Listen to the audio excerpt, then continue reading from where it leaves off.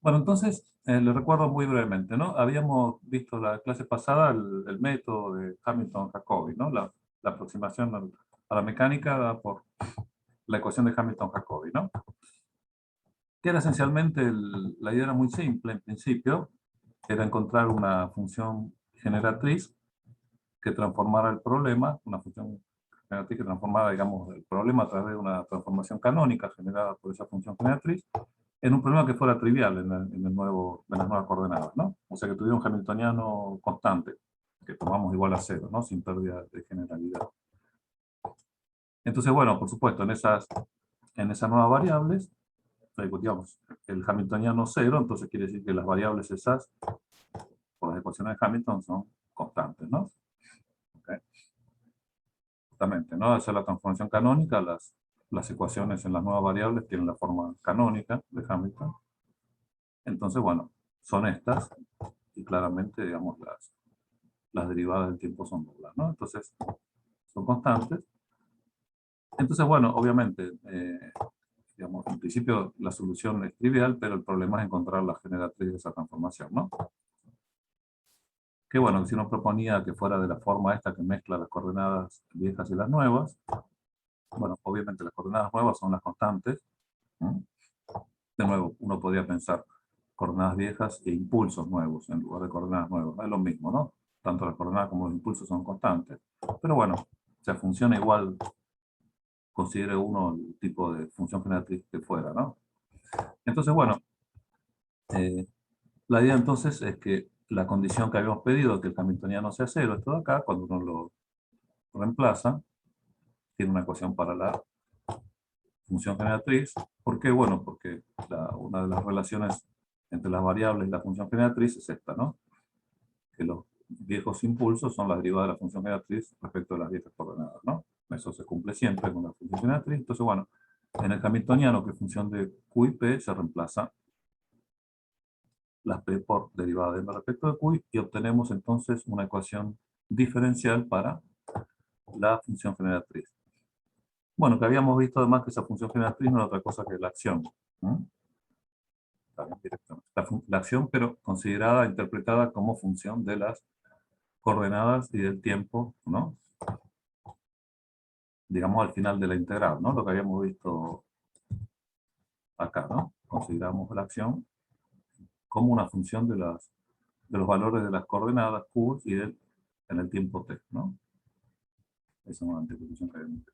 Bueno, esa era básicamente la idea del método, y después el resto de cosas que habíamos visto esencialmente eran formas de resolver la ecuación de Hamilton-Jacobi, ¿no? Porque, de nuevo, con esto termino, ¿no? El repaso.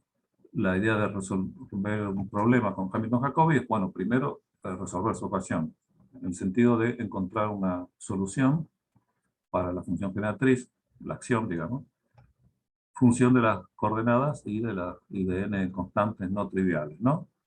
Y del tiempo en general. Y después, bueno, usar las relaciones estas entre variables de la transformación canónica, por ejemplo, si la m era una función, si estos eran los nuevos coordenadas, bueno, la derivada de la función generativa respecto a las nuevas coordenadas es menos las nuevas impulsos, ¿no? Que sabemos que son constantes también, ¿no? O sea, tenemos esta relación, si quieren. ¿De dónde? Bueno, simplemente escribiendo habiendo obtenido S como función de Q y de n constantes, derivando respecto a las constantes, igualando eso a otras constantes, ¿no? El signo acá es irrelevante, ¿no? Son constantes. Entonces, bueno, finalmente tenemos n relaciones de este tipo que involucran n constantes alfa y n constantes beta, ¿no? Y acá podemos invertirlas algebraicamente para obtener las Q's como función de las constantes, las dos n constantes, n alfa y n beta, y el tiempo, ¿no? Y eso es la solución, finalmente, ¿no? Tener las trayectorias en términos de 2n constantes, ¿no? Que me permiten ajustar todas las condiciones iniciales posibles. O sea, tenemos la solución general de la trayectoria. Bueno, entonces, digamos, el problema crítico es resolver la ecuación, ¿no? De Hamilton-Jacobi, y para eso habíamos visto métodos, ¿no? Sobre todo cuando, por ejemplo, el hamiltoniano no dependía del tiempo, la propuesta es decir que la acción la podemos escribir como una acción reducida independiente del tiempo menos la energía, que es constante, ¿no? En este caso, por el tiempo, ¿no? También, y al reemplazar en la ecuación de Hamilton-Jacobi, obtenemos una ecuación para la acción reducida, ¿no? Que por supuesto que no involucra el tiempo, ¿no? Solo la coordenada. Y bueno, otra cosa que habíamos visto, bueno, por ejemplo, el hecho de que la constante esta no trivial no podía ser simplemente una constante de integración, ¿no? Cuando, por ejemplo, teníamos la acción reducida, ¿no? A través, en el caso de este, por ejemplo, el oscilador armónico, la ecuación para la acción reducida era esta, entonces, bueno, podíamos despejar directamente la derivada de ese cero respecto de q e integrarlo, ¿no? Entonces, como es una integral indefinida, bueno, en principio le podemos sumar una constante, pero de nuevo, esta constante adictiva a la acción no sirve de nada, ¿no? ¿Está bien? Estas no son las alfas. Tienen que ser constantes no triviales. Bueno, ya habíamos visto que, por ejemplo, la energía es la constante no trivial acá. Podemos usar la energía como la alfa. ¿Está bien? De esta manera. Bueno, suficiente, ¿no? Para el repaso. Y lo podemos enganchar un poquito con el tema de hoy. ¿No? El tema de hoy es este, ¿no? De variables de ángulo de acción. ¿Está bien? Que la idea, bueno, está basada también en el método de Hamilton-Jacobi directamente. ¿Está bien? Y en particular para el caso de este tipo, ¿no? Donde justamente el hamiltoniano es independiente del tiempo, explícitamente, ¿no? No depende explícitamente del tiempo. Entonces, bueno, la propuesta, ¿no? Que hemos comentado recién, la solución de la ecuación de Hamilton-Jacobi será una acción reducida, menos, que no depende del tiempo, menos E constante por el tiempo. Bueno, entonces, estas serían las condiciones para, digamos, poder aplicar el método de variables de ángulo de acción. ¿Está bien? Bueno, primero esto, ¿no? Tener un hamiltoniano que no depende explícitamente del tiempo. Lo que nos da, bueno, una ecuación para la acción reducida, ese cero. Y lo que pedimos también es que la solución para la acción reducida sea separable, ¿no? Recuerden, uno de los métodos que habíamos visto, que a veces funcionaba y a veces no, dependía, ¿no? No era infalible. Podía fallar, como decía Toussaint, digamos. Es que, bueno, proponer que la acción reducida era una suma de términos, cada uno de los cuales dependía solo de una coordenada, ¿no? ¿Está bien? Bueno, entonces, para aplicar este método, tiene que ser así, o sea, tiene que ser posible separarlo, ¿no? O sea, que la propuesta esta funciona. Y la otra, bueno, que también, la otra condición es que el rango, digamos, de los valores que toman las variables Q y P, ¿no? Sea limitado. ¿Está bien? Ahora vemos un poquito con detalle qué significa eso. No sé, o sea que esté limitado a moverse dentro de un intervalo finito, ¿no? Bueno, justamente esta condición, la condición esta de que se mueva en un intervalo finito, es habitual, ¿no? Sobre todo cuando tenemos esta condición de separabilidad. ¿No? ¿Por qué? Fíjense, ¿no? Si efectivamente la acción reducida es separable de esta manera, y por supuesto la acción completa también, ¿no? Es separable y además es incluso separable en tiempo, ¿no? Tenemos un término adicional como este. Fíjense, cuando escribimos la relación que nos da el P como derivada de S respecto de cada Q, ¿no? El PK, que es la derivada de S respecto del QK, esta. Fíjense que la derivada parcial esta afecta solo al término que depende de esa variable, ¿no? Entonces, bueno, acá aparecerá solo la derivada de ese K, que contiene solo la coordenada sub K. Entonces, bueno, fíjense que queda una relación entonces que me dice que el impulso este es una función, ¿no? La derivada esta es una función de Q y de las alfa, ¿no? ¿Está bien? Entonces, bueno, fíjense, cuando uno reemplaza en la ecuación para la acción reducida, esencialmente el hamiltoniano, ¿no? Donde reemplazamos los p por las derivadas de la s respecto a la q sub k, que por supuesto son las derivadas de S0, la acción reducida respecto a Q sub K, ¿no? Esta parte de acá no interviene para eso.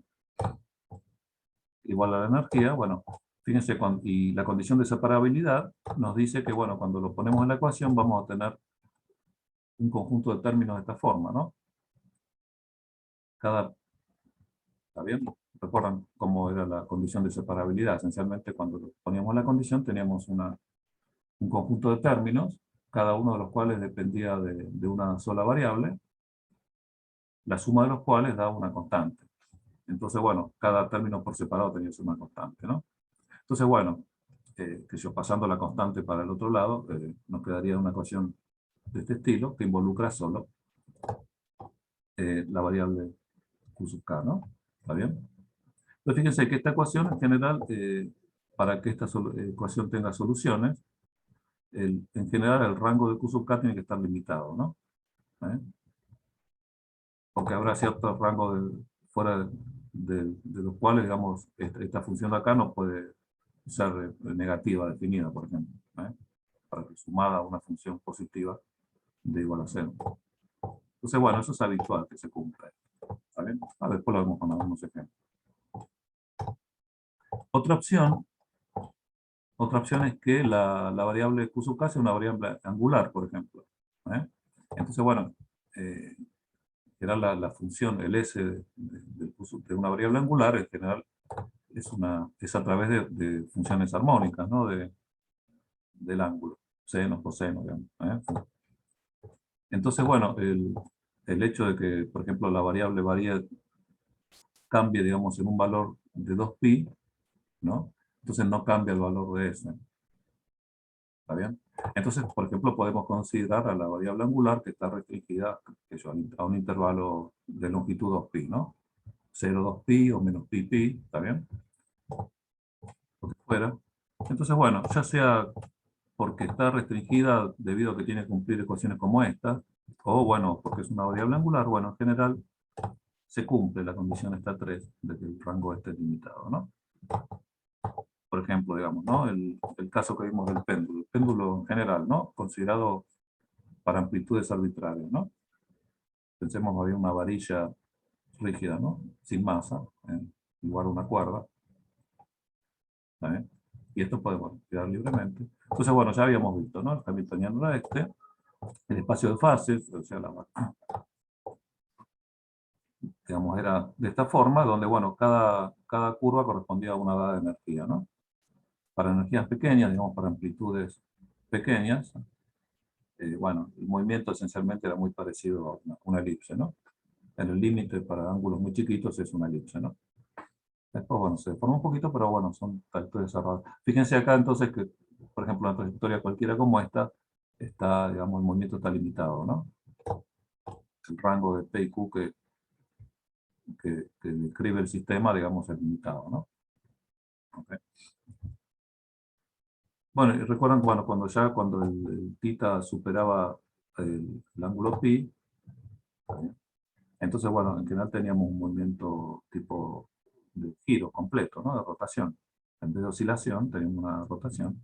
Bueno, en ese caso, obviamente el P está limitado a cierto rango, pero el θ no, ¿no? El θ, sí, sería la variable P, ¿no? El θ no está limitado, crece indefinidamente, ¿no? Va aumentando el ángulo continuamente, bueno. Pero está bien, siempre podemos considerarlo que es limitado, restringido, digamos, a un intervalo 2pi, ¿no? Por ejemplo, menos pi, pi, ¿eh? ¿Está bien? Entonces, bueno, sea como sea, podemos considerar eso. Bueno, ese tipo de movimientos limitados tienen denominación, ¿no? Histórica. Bueno, a estos donde la variable θ crece indefinidamente, en un ángulo, por ejemplo, se lo llaman movimientos típicos de rotación, ¿no? ¿Está bien? Es el ejemplo de rotación. Mientras que movimientos de este estilo, donde tenemos básicamente una oscilación, ¿eh? se lo llama de libración. Lo van a ver en la literatura como movimiento de libración. Sea rotación o libración. Bueno, serían los dos casos donde se cumple lo que pedimos, ¿no? Entonces, bueno, acá tenemos, ¿no?, la relación que existe, ¿no?, entre el caso que nos interesa, ¿no?, que son separables, las relaciones separables. Entonces el pk se escribe así y es por lo tanto función solo de cada qk, del correspondiente, ¿no?,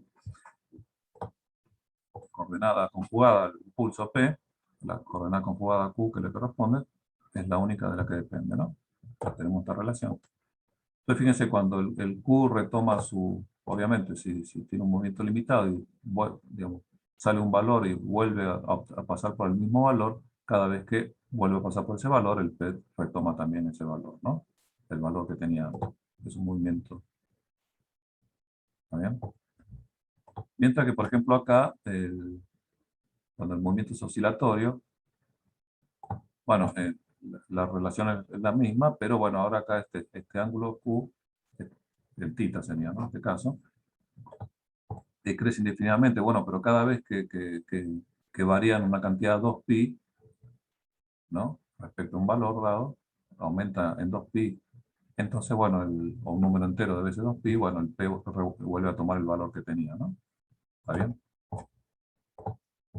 O sea, en ambos casos sucede eso. Entonces, bueno, en principio, si quiere, podemos limitar entonces como decíamos antes, el rango de la variable esta cuando crece, cuando el movimiento es oscilatorio, perdón, de rotación, digo, no de libración, sino de rotación.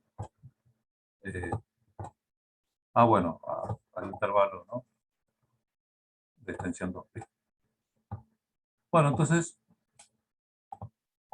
la idea entonces del método es, o de los beneficios del método, es que nos permite obtener los periodos de los movimientos estos, ¿no? Estos movimientos que decimos, ya sean de libración, ¿no?, o de rotación, tienen un periodo de tiempo, ¿no?, en los que se desarrollan, ¿no?, en que, dado un valor de la variable Q, vuelva a tomar ese mismo valor, transcurrirá un cierto periodo, y lo mismo, ¿no?, en este caso, que la variable crezca en una cantidad 2π,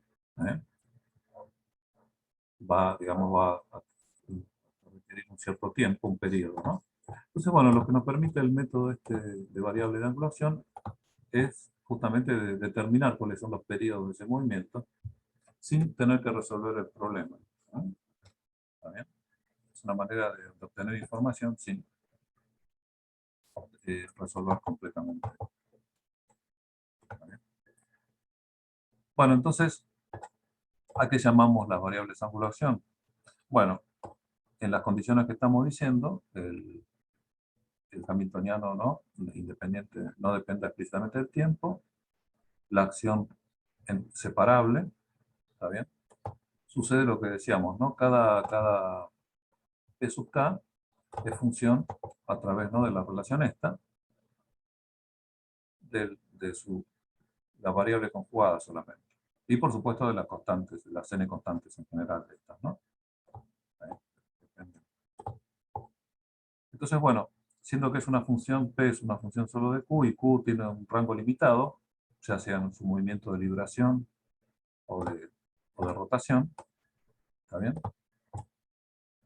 Entonces, bueno, podemos hacer una integral del P en un periodo completo del movimiento, ¿no? Tomemos un valor dado de qk, digamos, y lo integramos hasta que vuelve a tomar ese mismo valor, el ciclo completo, digamos, del movimiento. Entonces, bueno, podemos hacer esta integral. Fíjense, donde este P sub k es una función justamente del Q sub k y de las alfa, ¿no? Entonces, esta integral, en principio, la hacemos, ¿eh?, en un periodo completo de movimiento de Q. Entonces, el resultado va a ser una función, obviamente, que ya no depende de Q, está integrado, y va a depender entonces solamente de las constantes alfa. Entonces, bueno, si definimos esta integral, esta variable j va a ser una función explícita, pero cuando hagamos la integral, una función explícita de las constantes alfa. ¿Está bien? Entonces, bueno, esto es lo que llamamos como la variable de acción. Variable de acción porque, bueno, porque las unidades son unidades de acción, ¿no? ¿Está bien? Recuerdan, ¿no? La acción es justamente claro, ¿no? Porque P es la derivada de S respecto de Q y lo estoy integrando en Q, me va a quedar, las unidades van a ser las de S, la de acción, ¿no? Entonces, bueno, J se llama variable de acción. Bueno, entonces, fíjense, si hacemos esto para las n variables, vamos a tener n conjuntos de ecuaciones de relaciones de este tipo, donde nos define cada variable de acción con función de estas n coordenadas.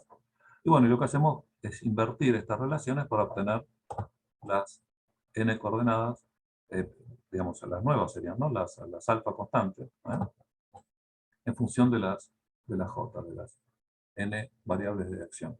¿Está bien? Simplemente invertimos estas relaciones, ¿no? Fíjense que claramente estas variables de acción son constantes, ¿no? Son las funciones de otras constantes. O sea, son cosas que son constantes en el tiempo, ¿no? No evolucionan. Pero bueno, hay una relación entre estas constantes, las constantes j y las constantes alfa, ¿no? Que la podemos invertir y tener las alfa como función de la j, ¿no? Entonces, bueno, una vez que tenemos esto, recuerden que teníamos que nuestra acción reducida era función de las q's y las alfas, ¿no? Entonces, bueno, si uno reemplaza las alfas por estas expresiones, nos queda que una acción reducida, S0, como que va a ser función de las q's y, bueno, y las j, ¿no? Función compuesta. S de alfa y alfa de j, ¿no? Entonces, nos quedará una función que no le cambia el nombre, lo llamo igual, ¿no? S0. Funcionalmente, obviamente, va a ser distinta, pero bueno, va a ser función de las q's y de las j. ¿Está bien? Estas serían las variables independientes ahora de las nuevas que estamos usando. Y bueno, después de todo esto, ¿cuál es la idea de esto? Bueno, la idea es tomar a la acción reducida, no a la acción original, sino a la acción reducida, escrita de esta manera, en función de las q's y las j, como una función generatriz. Una función generatriz donde, bueno, estas son las viejas variables y estas son las nuevas variables. Las nuevas q's si quieren. ¿Está bien? Que son constantes, ¿no? Ya sabemos que son constantes. Pero bueno, fíjense que tenemos ahora sí una función generatriz independiente del tiempo, ¿no? No depende explícitamente del tiempo. Depende solo de las viejas q's, digamos, de las nuevas q's, serían estas j. Entonces, bueno, la usamos como función generatriz. ¿Está bien? Entonces la idea es pasar de las variables originales, q y p, a las nuevas variables, a las nuevas q y nuevas p, ¿no? Donde las nuevas q son las j. Consideramos esta como una función generatriz tipo que involucra coordenadas viejas y coordenadas nuevas, ¿no? Bueno, las relaciones que ya sabemos para las variables a través de la función generatriz, que ahora solo es S0, ¿no? Las viejas p son la derivada de la función generatriz respecto a las viejas q, y las nuevas p son menos la derivada de la función generatriz respecto a las nuevas q, ¿no? O sea, bueno, traducido a lo que tenemos acá, bueno, las nuevas q son las j, ¿no? O sea, son las p. Bueno, y estas nuevas p, salvo, digamos, una pequeña cambio, un factor multiplicada por un factor, van a ser lo que vamos a llamar las nuevas variables. Van a ser lo que llamamos las variables de ángulo. O sea, en otras palabras, digamos, las variables de acción son, si quieren, las nuevas q's en una transformación canónica generada por el S0. Las nuevas p, esencialmente, salvo un factor, van a ser las variables de ángulo, ¿no? El factor es simplemente el menos 2pi. ¿Está bien? O sea, vamos a definir que las P bueno, son menos, o mejor dicho, que las variables de ángulo van a ser menos 2pi por las variables P. Por esta P. O en otras palabras, bueno, como las P son estas, menos 2pi será 2pi por esta derivada, ¿no? O sea, vamos a definir como nuestras variables de ángulo, que no son las P estrictamente, difieren las P a través de este factor menos 2pi nada más, pero bueno, no importa, las variables de ángulo son, si quieren las podemos definir así, como 2pi por la derivada de función negativa respecto de las nuevas Q de la J, ¿no? ¿Está bien? Fíjense que ahora, entonces tenemos nuevas variables, Q y P nuevas, digamos, serían la J y esencialmente las titas, salvo un factor. Esas serían las nuevas variables canónicas, ¿no? Sería la P, ¿no? Estrictamente la variable canónica y la J. Y el nuevo hamiltoniano, fíjense como la función generatriz es independiente del tiempo, el nuevo hamiltoniano es directamente igual al viejo, donde simplemente lo que se ha hecho es cambiar a las variables nuevas, ¿no? Se hace el cambio de variables en el hamiltoniano de las viejas a las nuevas y se tiene el nuevo hamiltoniano, ¿no? No hay que agregarle el término de S, de M a dt, porque bueno, obviamente S0, que es la función generatriz, es independiente, no depende explícitamente del tiempo, ¿no? Su derivada parcial es cero. Así que bueno, el nuevo hamiltoniano es directamente el viejo hamiltoniano, pero el viejo hamiltoniano es la energía, ¿no? Que también se conserva, digamos, dicho la condición, ¿no? Que el hamiltoniano es independiente del tiempo, que también, la energía se conserva, y la energía es una función de las constantes alfa, ¿no? ¿Está bien? Pero de hecho antes lo que hicimos es calcular las alfa como función de la j, de la nueva j. Entonces fíjense que ya tenemos explícitamente el nuevo hamiltoniano, ¿no? Que no es otra cosa que la expresión de la energía expresada en términos de las j. ¿Okay? Entonces, bueno, este sería el ya nuevo hamiltoniano. Fíjense que a diferencia de lo que pasaba con el método Hamilton-Jacobi, el nuevo hamiltoniano no es trivial, no es simplemente cero, una constante. Es una función explícita, una función de las nuevas coordenadas, de las nuevas Q, si quiere. Fíjense que no depende de las nuevas P, o de las ticas, ¿no? No depende solo de las J. Entonces, bueno, sabiendo que la transformación es canónica, fue derivada de una función generatriz, la S0, entonces, bueno, sabemos cómo son las formas de las ecuaciones, que es la canónica. Entonces, las nuevas, los J puntos, digamos, los Q puntos, que serían los J puntos, son, bueno, la derivada del hamiltoniano respecto a los nuevos P, que bueno, lo podemos escribir en términos de los tita como, ¿no? Derivada respecto de tita, ¿no? Con el factor menos 2pi que aparecía. Pero bueno, no importa, como el hamiltoniano o la energía no depende de tita, depende solo de los J, esto es cero, ¿no? O sea, los J puntos son cero. Cosa que ya sabíamos, ¿no? Los J tenían que ser constantes, ¿no? Pero bueno, se verifica correctamente, ¿no? ¿Okay? Bueno, y por otro lado, la evolución para los P puntos son menos la derivada respecto a los Q. O bueno, el H no es otra cosa que el E de J, entonces y el Q es el J. Esto de acá es simplemente la derivada de E respecto de J. Bueno, y el P punto difiere, ¿no? Con el factor 2pi, ¿no? Menos 2pi con la variable tita, o sea que el P punto sería menos 2pi tita punto, ¿no? ¿Vale? Entonces, bueno, perdón, al revés, ¿no? Está acá. El P punto es menos tita punto sobre 2pi. Y esto es igual a menos la derivada de E respecto de J, ¿no? O sea que tita K es 2pi por la derivada de E respecto de J. O sea, tita punto es 2pi por la derivada de E respecto de J. ¿Está bien? Esta sería la ecuación de movimiento de la la nueva variable, si quieren. Y fíjense que, bueno, esto es una función de j, la derivada de esto, ¿no? Es una función de j, su derivada será la función de los j, de todo. Entonces fíjense que lo que tenemos entonces es que esto es una constante, ¿no? Los j son constantes. O sea que lo que tenemos es que la nueva variable, θ punto, tiene una velocidad constante, digamos, ¿no? Bueno, como esto lo interpretamos como una variable de ángulo, ahora vemos, esto sería como una velocidad angular, ¿no? Una frecuencia angular, si quieren. Entonces fíjense que tenemos, si quieren, la solución del problema sería de esta forma, ¿no? Que los j son constantes y los θ, bueno, será un valor inicial, θ0, más omega por c, ¿no? ¿Está bien? O sea que estas serían las soluciones de las variables nuevas. No es tan trivial como era en el caso, ¿no?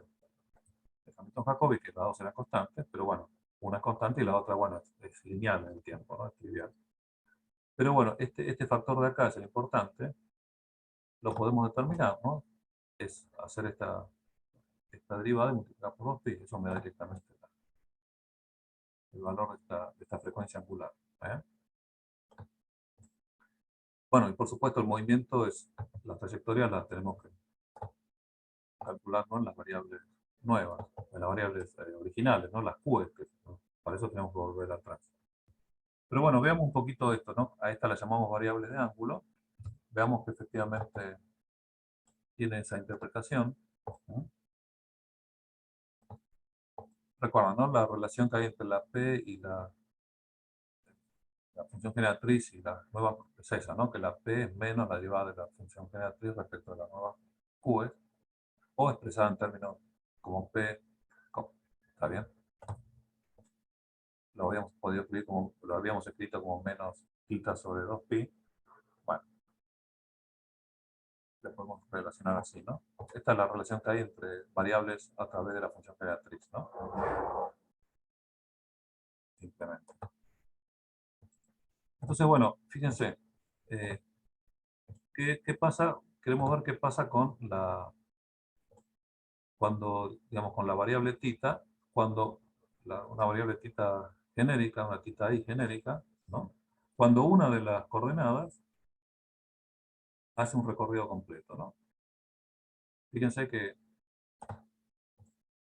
digamos, cada θi la derivada de la generatriz, ¿no? Que depende de las q's y de las j's, ¿no? Viejas coordenadas, nuevas coordenadas. Entonces, bueno, y por supuesto, como función, considerada como función de estas variables, todas estas son variables independientes, ¿no? Yo puedo variar independientemente cualquiera de ellas. Puedo mantener constantes todas y variar solo una, ¿no? Entonces, bueno, veamos funcionalmente qué sucede cuando hago eso. Varío solo una de las q's, Q sub k, digamos, y el resto la mantengo fija, ¿no? Y la variación que hago de esa Q sub k le hago un recorrido completo. ¿Eh? Ya sea movimiento de libración o movimiento de rotación, hago un recorrido completo. Entonces, bueno, fíjense cómo variará el θ. ¿Está bien? Bueno, justamente la θ es una función de los q's y de j. La diferencial de θ es, ¿no?, la derivada de θ respecto de cada q por diferencial de q. ¿Está bien? Bueno, si varío solo uno de ellos, el q sub k, la variación del θ será derivada de θ y respecto de q sub k por diferencial de q sub k. Y lo integro en una variación completa, ¿no? O sea, me fijo en la variación completa de θ cuando el q hace un recorrido completo. ¿Está bien? Bueno, esta sería la expresión formal, ¿no? Para una función cualquiera, θi de los q. Bueno, θi no es cualquier cosa, es esto. Si uno escribe lo que es θi, es 2pi por la derivada de S0 respecto de j. Entonces, bueno, esta derivada termina siendo la derivada de q sub k de todo esto, ¿no? Ya, bueno, sacando el 2pi afuera, nos queda esta derivada según. Bueno, fíjense que justamente como, de nuevo, esta es una variable ji, es una variable independiente, ¿está bien?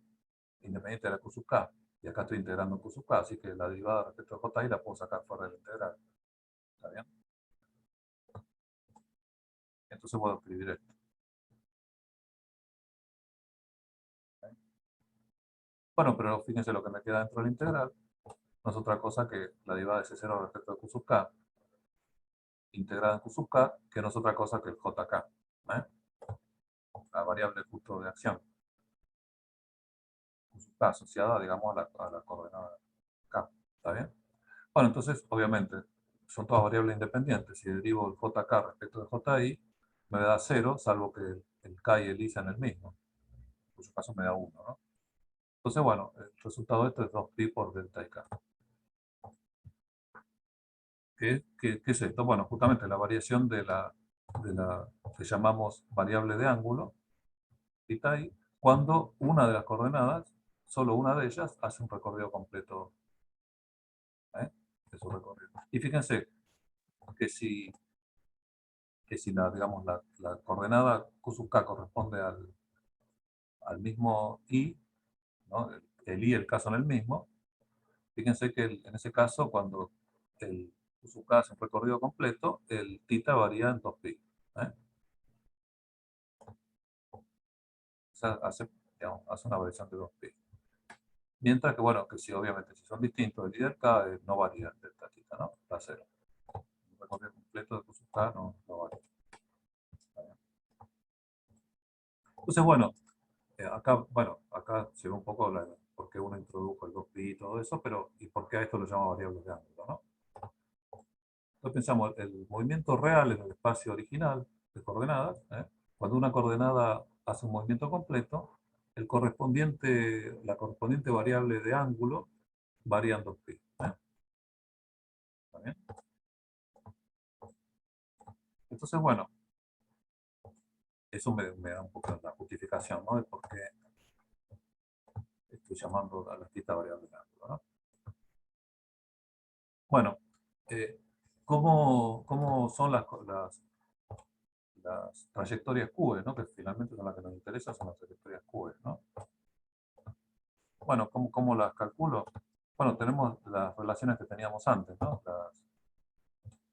Las relaciones entre variables de la función generatriz, bueno, las que usamos acá, ¿no? Esta acá, la θ es esta. Y sabemos además que hemos resuelto el problema trivial en las nuevas coordenadas, y el θ i no es otra cosa que una constante más omega i por t, ¿no? ¿Está bien? Estas son funciones que varían linealmente en el tiempo. Entonces, bueno, fíjense que esta relación, que la vuelvo a escribir acá abajo, ¿no? Las n relaciones estas, que nos relacionan las n variables de ángulo y las n coordenadas, bueno, se la puedo invertir. Entonces obtengo las n coordenadas como función de las n variables de ángulo y las n variables de acción, ¿no? ¿Está bien? Entonces, ¿esto qué me está diciendo? Bueno, me está diciendo que, bueno, estas son constantes, pero estas no, estas son funciones que varían linealmente en el tiempo con esas frecuencias angulares, ¿no? Cada una con un omega, omega 1, omega n, ¿está bien? Y además, fíjense, ¿no? La relación que habíamos visto, cuando alguna de estas hace un recorrido completo en 2pi, ¿está bien? Varían 2pi, el Q este hace un recorrido completo, ¿está bien? O sea, está claro que esta relación es una relación entre variables que son periódicas acá en las variables θ, ¿no? Cuando esta θ varía en 2pi, bueno, los Q asociados hacen un recorrido completo, ¿está bien? Entonces, bueno, está claro que entonces, digamos, uno puede hacer una descomposición, digamos, en Fourier, ¿no? En serie de Fourier, ¿está bien? Se puede escribir en general esto, que las funciones estas, Q como función de las θ y las j, las puedo escribir en serie múltiple de Fourier, ¿no? Depende de n θ, de esta manera, ¿está bien? Como funciones armónicas, senos o cosenos, de las de las n-titas, ¿no? A través, bueno, por supuesto, la suma sobre todos los posibles, ¿no? O sea, digamos, esta sería una... Digamos, piensen, por ejemplo, si dependiera solo de una de las titas, ¿no? Fuera unidimensional, dependiera de tita y j, digamos, ¿no? Si yo...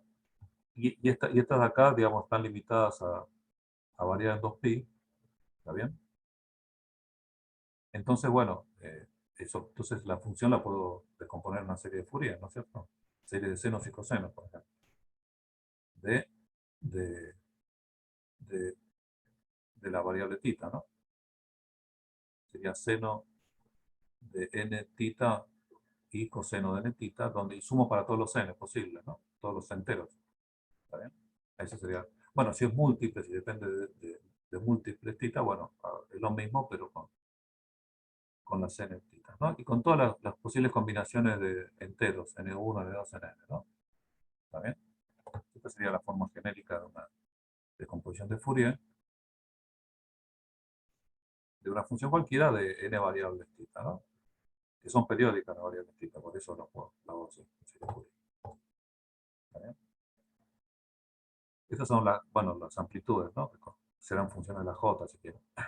Pero estas son las amplitudes que me ajustan todas las posibles trayectorias, ¿no? Entonces, lo importante acá Una bueno, pregunta. dale, sí. Acá todas las titas tienen periodo 2pi, ¿no? O sea, porque para hacer Fourier necesitaríamos que todas, así Claro, Fourier sí, sí. combinado, que todas tengan el mismo periodo, ¿o no? Y claro, sí, sí. Y fíjate que todas varían, todas ellas, por lo que vimos recién, varían en 2pi cuando una de las coordenadas es un recorrido completo, ¿no? O sea que los recorridos completos de estas coordenadas están asociados a variaciones de 2pi de estas, ¿no? Entonces Ok. podemos restringir estas al intervalo de extensión 2pi, ¿está bien? Y eso sale automáticamente de lo que planteamos nosotros, ¿no? O Claro, sea, claro. es como que nosotros lo impusimos eso. No. Bueno, en cierto sentido salió, si querés, por las definiciones que usamos de la función generatriz y las variables que definimos, sale, es lo que está acá, ¿no? Esto acá, la relación que hay cuando varía las coordenadas Q varían hacia un periodo completo, las titas varían en 2pi. O y viceversa, ¿no? Cuando las titas varían en 2pi, las Q hacen un periodo completo. Esa es ¿está bien? Perfecto, perfecto. Esa sería Gracias. ¿no? Y eso es lo que nos permite decir entonces que las Q las podemos escribir como serie así múltiple de Fourier, ¿no? Y entonces, bueno, fíjense que esta sería la solución genérica de la trayectoria cualquiera. Fíjense que acá aparecería ya explícitamente, si reemplazamos las titas por lo que son cada una de ellas, ¿no? Un tita 0 más omega correspondiente por t, nos queda ya explícita la dependencia de Q como función del tiempo, ¿no? ¿Está bien? Por supuesto, como cualquier serie de Fourier, tendré una condición inicial, por ejemplo, la función y su derivada del tiempo, y bueno, y con eso me permitirá ajustar todas las amplitudes A y B, ¿no? ¿Está bien? O sea que en principio las amplitudes A y B las obtendré de una condición inicial. Pero bueno, justamente tengo la solución genérica, ¿no? Pero bueno, digamos, no es que uno se fije necesariamente, no quiere ver con detalle cuál es la solución genérica, que sería esta, que la ajustará como hace con cualquier serie de Fourier, con condiciones iniciales, coeficientes, ¿no? Sino que, bueno, se quiere mirar un poquito cómo es la dependencia en el tiempo, ¿no? Que se deduce de esta relación. Una cosita así. Fíjense, acá estamos considerando los movimientos justamente restringidos, ¿no? Que la variable esta Q sería un movimiento de libración, ¿no? En el sentido de que vuelve a tomar su valor inicial. Si fuera un movimiento tipo de rotación, esta Q en principio debería crecer indefinidamente, ¿no? Fíjense que eso no está reflejado acá, porque acá el Q, digamos, cuando esto varía en 2pi, digamos, ¿no? Los Q, ahora lo vemos con un poquito de cuidado, vuelven a tomar los mismos valores, no crecen indefinidamente, ¿no? Como sería el caso de un movimiento de rotación. Es un ángulo que crece indefinidamente, digamos, por ejemplo. Entonces, bueno, pero eso no es un problema, simplemente en ese caso, si nosotros lo que habíamos hecho es que habíamos restringido la variación cuando era un movimiento de rotación, habíamos restringido la variación de esto a un intervalo finito, ¿no? Por ejemplo, de extensión 2pi. ¿Está bien? La realidad es que en realidad esto además crece en el tiempo, indefinidamente. Pero bueno, no, la única diferencia sería agregarle, ¿no? Digamos, un término lineal en el tiempo. ¿Está bien?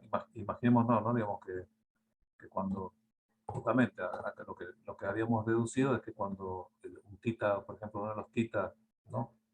Recorría una cantidad 2pi, la variable esta volvía a su valor inicial. Bueno, eso es cierto si es el movimiento de liberación, pero si es de rotación, en realidad la variable esta aumentó en 2pi, por ejemplo, aumentó una cierta cantidad, no sé, 2pi, digamos un delta Q sub k, ¿no? Cuando el tita correspondiente varió en 2pi, el Q varió en una cierta cantidad, ¿no? Llamémoslo delta Q sub k, puede ser 2pi, lo que fuera, ¿no? No importa, delta Q sub k. Entonces, bueno, lo que falta agregar simplemente es que justamente cuando la variable tita, digamos, varía en 2pi, pero la variable tita lo que hace, recuerdan, ¿no? Varía como omega por t. Omega, la variable tita k va como omega k por t. Entonces, bueno, fíjense, simplemente se le agrega este término, ¿no? Con el movimiento de rotación. ¿Está bien? Es omega k por t, digamos, sobre 2pi, justamente cuando se mueve, cuando varían 2pi, esto, o sea, pasa un tiempo suficiente para que esto varíe en 2pi, el tita varía en 2pi, omega por delta t sea 2pi, el Q tiene que variar en delta Q sub k, ¿no? Entonces, bueno, esta sería la forma de incorporarlo, si no quisiera, ¿no? ¿Está bien? Digamos, quiero decir que no, o sea, lo que faltaría acá es un término lineal, ¿no? Para cada Q sub k habría que agregarle un delta Q sub k, lo que varía, lo que aumenta esto cada vez que pasa un periodo, por el omega k sobre 2pi. ¿Está bien? Simplemente eso, ¿no?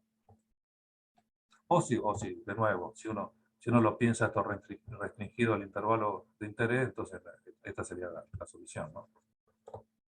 No importa, quiero decir que no es esencial el hecho de que sea de rotación en lugar de libración. Siempre que lo interpretemos apropiadamente. Digamos, lo importante es esto, ¿no? Lo importante es que es la dependencia en el tiempo que tiene acá estas funciones armónicas, seno y coseno, ¿no? Dependen del tiempo a través de la dependencia del tiempo de tita, de esta manera. Entonces fíjense lo que son, ¿no? La sumatoria esta de tita. Bueno, obviamente si reemplazamos los tita cada uno por lo que es, tita 0 más 1 omega por t, bueno, acá juntamos los N1 tita 0, ¿no? Todo lo que sería constante propiamente, sería una constante. Y acá la parte que depende del tiempo, ¿no? Es esta sumatoria de N por omega, ¿no? Por el tiempo. Entonces, bueno, si quieren, esta sería la dependencia, ¿no? De cada Q sub k es una sumatoria de senos y cosenos de esto.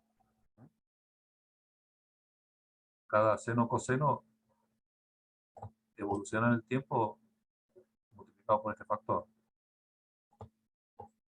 Entonces, bueno, ¿cuál es la idea? La idea, fíjense, que si las relaciones que hay entre estas frecuencias, entre estaciones de frecuencias, fueran relaciones tipo racionales, o sea que cualquiera de ellas se relaciona con cualquiera de las otras a través de una fracción racional, cociente entero, ¿eh? Por ejemplo, podemos escribir que cualquier frecuencia omega k es una fracción entera, ¿no? Una fracción racional, digamos, ¿no? Una fracción entre enteros de una de ellas, de una cualquiera de ellas, por ejemplo, omega 1. ¿Eh? ¿Está bien? Esto me dice inmediatamente que todas ellas están relacionadas a través de fracciones enteras, ¿no? Racionales. ¿Está bien? Entonces, bueno, fíjense, podemos escribirlas así. estas sumatorias de n por omegas, bueno, las hacemos así, ¿no? Sacamos el omega 1 factor común, nos quedan estas relaciones, ¿no? Cada una de los omega la reemplacé por su cociente racional, digamos, multiplicado por el omega 1, ¿no? ¿Está bien? Entonces, fíjense qué pasa. Si imaginemos que transcurre un delta t, de manera que omega 1 por delta t, ¿está bien? Es un número entero de veces 2pi. Pero bueno, en particular ese número entero de veces 2pi, por ejemplo, que sea, dejamos transcurrir el tiempo necesario para que omega 1 por t sea un entero por 2pi y ese entero sea, por ejemplo, el mínimo común múltiplo de estos denominadores n, ¿no? ¿Está bien?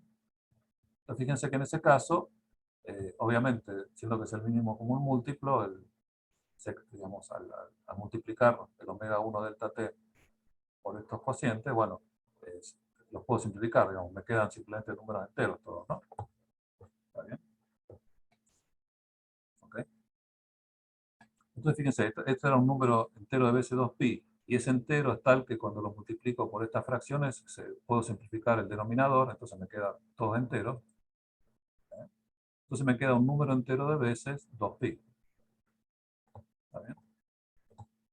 Entonces fíjense que todos los argumentos de todos los senos y cosenos, o independientemente de cuál sea el conjunto de n grandes, n1, n2, n grandes, fíjense que independientemente de cualesquiera sean ellos, para todos ellos, cuando transcurre un tiempo delta t que cumpla esa condición, que omega 1 delta t sea 2pi por un entero, y ese entero, por ejemplo, el mínimo común múltiplo, o cualquier múltiplo de ese, ¿no?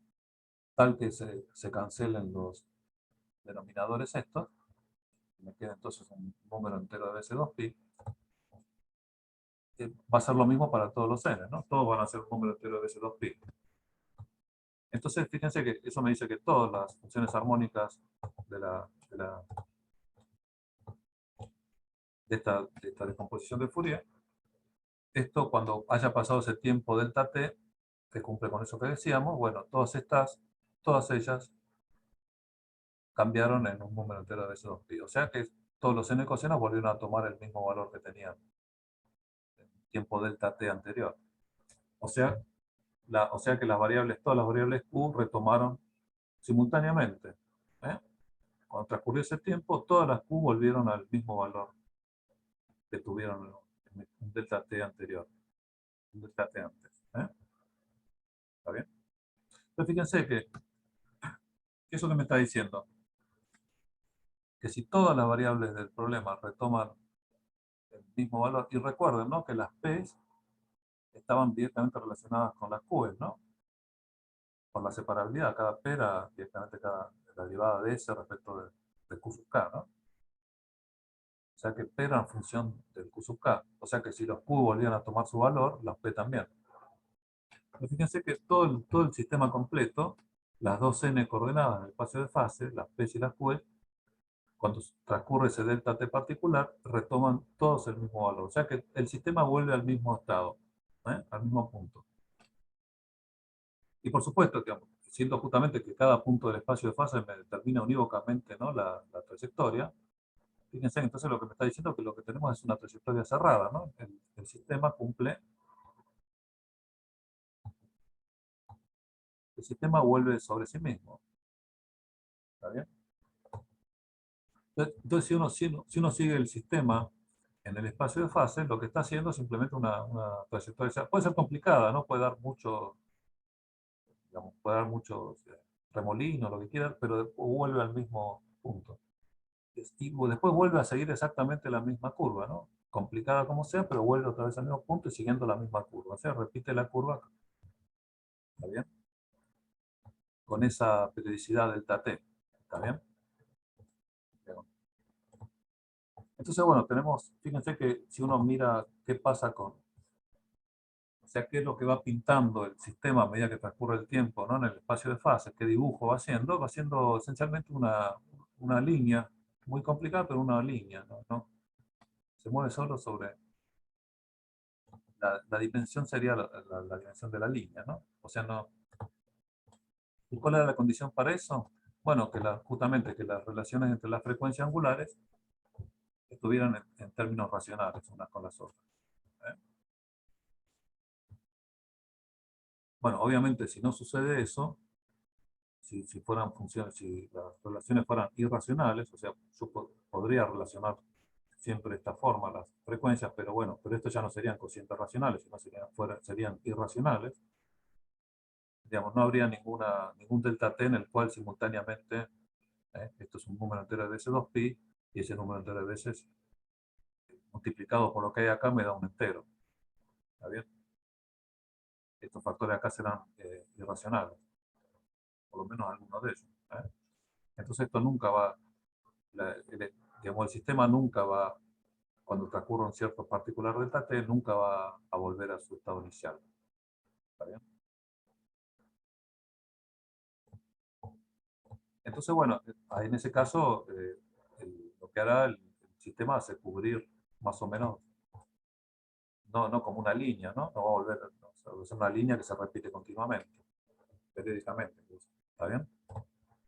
Bueno, fíjense otra cosa, ¿no? Que en realidad, si las relaciones entre frecuencias, estas de acá, no son racionales, son irracionales, de todas maneras, recuerden que cualquier irracional uno lo puede aproximar tanto como uno quiera a través de un cociente racional. ¿Está bien? Entonces, bueno, si yo aproximo, por ejemplo, los números irracionales que aparecen, los aproximo a algún orden de aproximación por un cociente racional, bueno, se cumplirá el hecho de que habrá un tiempo, un delta t, tal que el omega 1 delta t sea un número entero de veces 2pi, y ese número entero de veces me cancele los denominadores de esas aproximaciones racionales que hice. Entonces el sistema va a estar muy cerquita, ¿no? de un punto por el que pasó antes.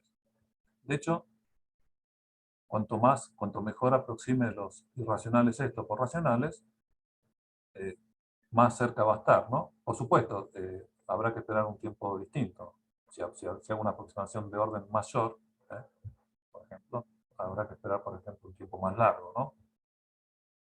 Para que cuanto más quiero que se acerque a un punto cualquiera por el que pasó antes, tendré que esperar un tiempo más largo. Pero, de nuevo, nunca va a estar exactamente en el mismo punto. Se va a acercar mucho, pero nunca va a estar. Pero bueno, si uno espera lo suficiente, se va a aproximar tanto como uno quiera.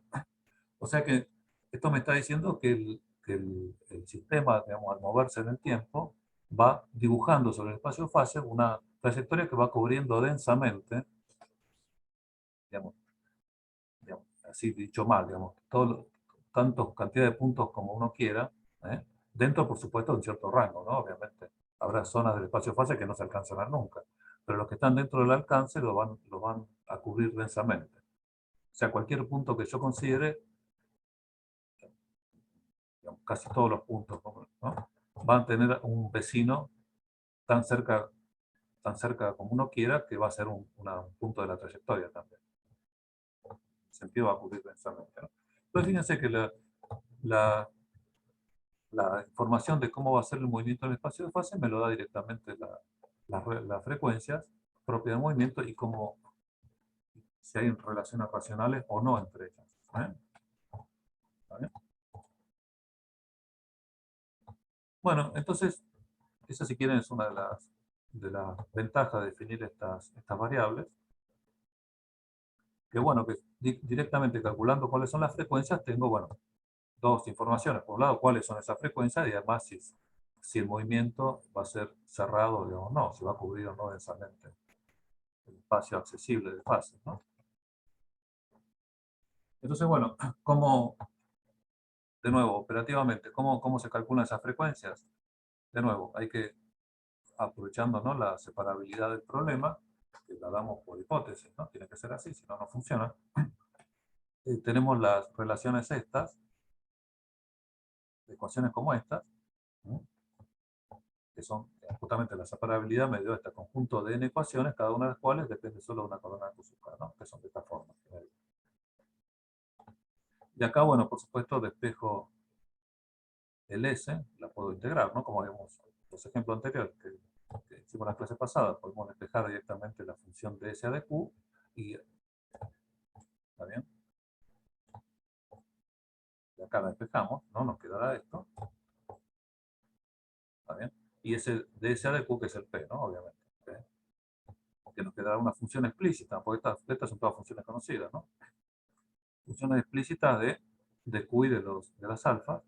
Y entonces podemos hacer la evaluación. Evaluamos las variables de acción. Entonces, por su definición, ¿no? La integral de P sobre el recorrido correspondiente del Q, ¿no? Completo. Tenemos estas relaciones, J, que nos van a dar J de las alfas, que están acá. Las invertimos para obtener las alfas con función de las J. ¿Está bien? Y las reemplazamos directamente en la energía, ¿no? La energía que también tiene que estar dada como una función de las alfas. Reemplazamos las alfas de esta manera y nos queda la energía como función de las J. Y, bueno, lo que ya habíamos visto, ¿no? Los tita puntos, que no son otra cosa que los omega, son 2pi por la derivada del hamiltoniano respecto a las nuevas Q, ¿no? O sea, la derivada de la energía respecto a los focos. O sea que las frecuencias son directamente estas. ¿Está bien? Entonces, bueno, el método, si quieren, es ese. Ecuaciones de separación, fíjense que la integración de este objeto, fíjense que acá en principio no estamos resolviendo ninguna ecuación diferencial. Simplemente planteamos esto y despejamos explícitamente esto. Y acá hacemos la integral sobre un ciclo completo de la QK, ¿no? ¿Está bien? Para calcular cada JK. De las alfa, estas son relaciones explícitas que las calculamos con una cuadratura, digamos, esta integral. Algebraicamente invertimos estas alfas para sacar los J. Reemplazamos estas alfas en función de J en la expresión de la energía, que la conocemos como función de las alfas. Y una vez que tenemos la energía expresada en función de las J, hacemos estas derivadas simplemente y tenemos omega, ¿no? Fíjense que calculamos las frecuencias del movimiento directamente haciendo operaciones que son todas factibles, ¿no? Estas integrales, estos reemplazos algebraicos y derivadas, ¿no? Pueden ser complicadas en principio hacerlas, pero son todas en principio posibles. Entonces, fíjense que sin resolver el problema, uno calcula las frecuencias propias del movimiento, ¿no? Bueno, veamos el ejemplo, ¿no? El ejemplo más simple del oscilador, ¿no? Hamiltoniano es este, obviamente independiente del tiempo explícitamente. Bueno, la ecuación para la acción reducida es esta, ¿no? Que bueno, ya está separada, es una sola variable, así que no, separación acá no trivial, ¿no? No hay que separar más, ya directamente tenemos la ecuación de la forma que queremos, ¿no? Fíjense, si pasamos la energía para este lado, tenemos, si multiplicamos por 2m, por ejemplo, tenemos una ecuación de la forma esta, ¿no? Acá, arriba, ¿eh?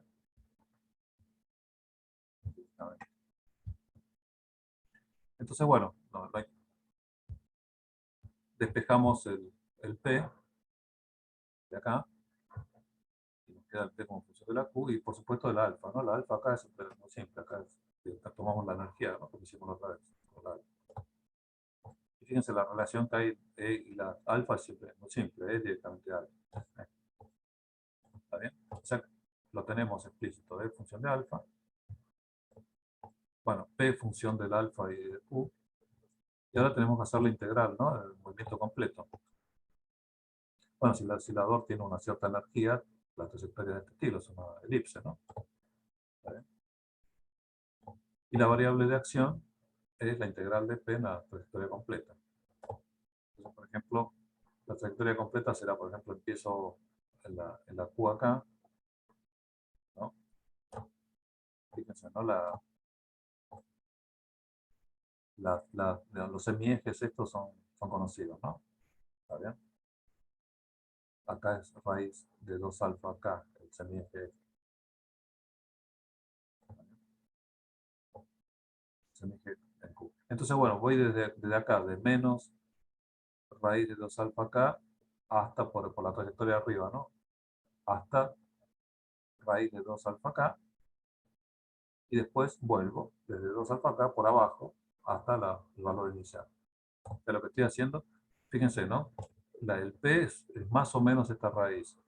Obviamente, cuando voy por la trayectoria de arriba, va el signo más, el P es positivo. Cuando voy por la trayectoria de abajo, el P es negativo, o el signo menos, ¿no? Entonces, bueno, cuando me muevo por acá, voy en esta primera, voy desde menos acá hasta más este valor, voy con el signo más, y después cuando vuelvo, desde más el valor a menos el valor, voy con signo menos, ¿no?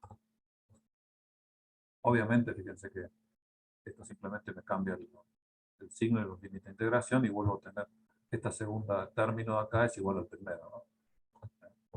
Pero en realidad la integral completa es 2 veces la primera, ¿no? ¿Está bien? ¿Okay? Bueno, si uno se da cuenta, de hecho la integral es esta, ¿no? Ya la habíamos hecho, ¿no? Con el cambio de variable, a esto lo llamamos u cuadrado, ¿no? Nos queda esta integral, que menos 1 de raíz de 1 menos u cuadrado, bueno, es muy simple, ¿no?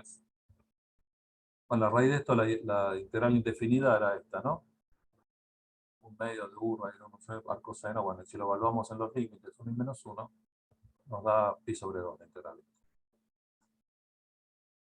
O sea que nuestra variable de acción j, esta integral completa, bueno, hacemos la cuenta, nos da esto, 2pi alfa raíz de omega sobre ¿eh? Esa es la j. Ahora, ¿qué tenemos que hacer? Invertir. Tenemos que incorporar la alfa como función de la j. Bueno, acá es trivial, ¿no? Paso multiplicando estos factores. Bueno, esto es lo que nos resolvimos, ¿no? J igual nos dio esto. Bueno, invertimos. Alfa es igual. Alfa como función de j es esto. Y ahora reemplazo en la función, la energía como función del alfa, reemplazo los alfa por estas expresiones en términos de los j. De nuevo, acá es muy simple, la energía directamente el alfa. Y es esto, ¿no? Entonces acá tengo ya directamente lo que sería la energía como función del j. Y la frecuencia será, bueno, 2pi la derivada de la energía respecto al j. Obviamente, si uno hace esa cuenta, le da el omega lo que tiene que dar, ¿no? La raíz de k sobre. ¿Está bien?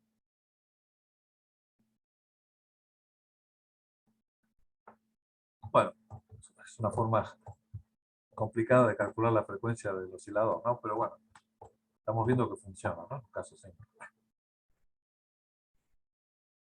Veamos un ejemplo un poquito más avanzado, ¿no? El movimiento de una partícula en un potencial central. ¿Está bien?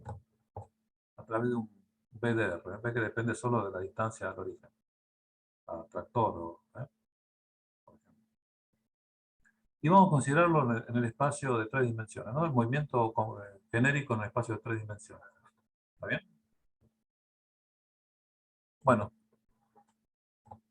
o sea que la velocidad de la partícula, el vector velocidad, por ejemplo en esférica, ¿no? Que serán las coordenadas convenientes, r, θ y phi. Bueno, estas son las velocidades, ¿no? R punto en R, R θ punto en θ y R seno θ phi punto en phi, ¿no? La componente esférica de la velocidad. Bueno, por supuesto, hacemos todo el trabajo, si quieren, acá está. Para ir al hamiltoniano, primero tenemos que pasar por el lagrangiano, sobre todo si es algo, un problema nuevo que no le conocemos bien. Escribimos lagrangiano, calculamos los P's con función de los Q puntos, invertimos, bueno, y escribimos el hamiltoniano, ¿no? De nuevo, acá obviamente es un caso en el bicuadrático, ¿no? Que en las coordenadas, así que directamente el hamiltoniano es la energía mecánica, ¿no? Así que basta escribir la energía cinética más la potencial. Y la energía cinética reemplazar los Q puntos por los P, ¿no? O sea que bueno, este es nuestro hamiltoniano. Obviamente, independiente, no depende explícitamente del tiempo. Se aplica la ecuación reducida para la acción reducida, ¿no? Y nos queda esto. Que, bueno, nos queda igual a, ¿no? La parte de la acción reducida igual a la energía. Bueno, y ya la tomamos como una de las constantes, la alfa 1, digamos, ¿no? La energía. Bueno, entonces ahora vemos que esto, vamos a ver si esto se puede separar, o sea, proponemos la separación, o sea, que la acción reducida se pueda escribir como términos, cada uno de los cuales depende de una sola coordenada, r, θ y φ, ¿está bien? Bueno, la propuesta esta se reemplaza acá, obviamente cada derivada afecta solamente al término que depende de la variable que estoy derivando, de SRR, de θ, de φ, φ, y cada una de ellas depende solo de esto de phi, esto de θ y esto de alfa, ¿no? Bueno, fíjense, bueno, acá lo que hago, bueno, paso esto que depende de R, lo paso para acá, y lo multiplico por 2m, ¿no? Para sacarme encima de eso, me queda esto así, 2m por alfa 1 menos BR, ¿no? Para acá, y acá me queda. Bueno, acá fíjense que acá tengo la variable depende de R, esto depende de R. Bueno, y acá aparecen mezcladas, ¿no? Aparece R y θ, aparece R, θ y phi. Bueno, fíjense, si yo para sacarme de encima de esto multiplico todo por r cuadrado seno cuadrado θ, bueno, acá me va a quedar solo esto, que es lo que está acá, y todo el resto, que lo pasé todo para este lado, y lo multiplique todo por r cuadrado seno cuadrado θ, lo tengo acá, este término y este con este. Fíjense, bueno, me queda por un lado este término solo, y acá me quedan estos términos, ¿no? Fíjense, estos términos de acá no dependen de phi, dependen solo de r y θ. Ya sea por dependencia en θ acá, o bueno, por dependencia en θ acá y esto. Pero no depende de phi. Y esto sí depende solo de phi. Entonces, bueno, de nuevo, esto tiene que ser una constante y esto por otro lado tiene que ser otra constante. De hecho, como la suma da igual a 0, uno es una constante y el otro es menos esa misma constante, ¿no? Entonces, bueno, si llamo a ds de phi, la llamo alfa, a otra constante alfa 2, bueno, eso será alfa 2 cuadrado. Y todo acá será menos alfa 2 cuadrado, ¿no?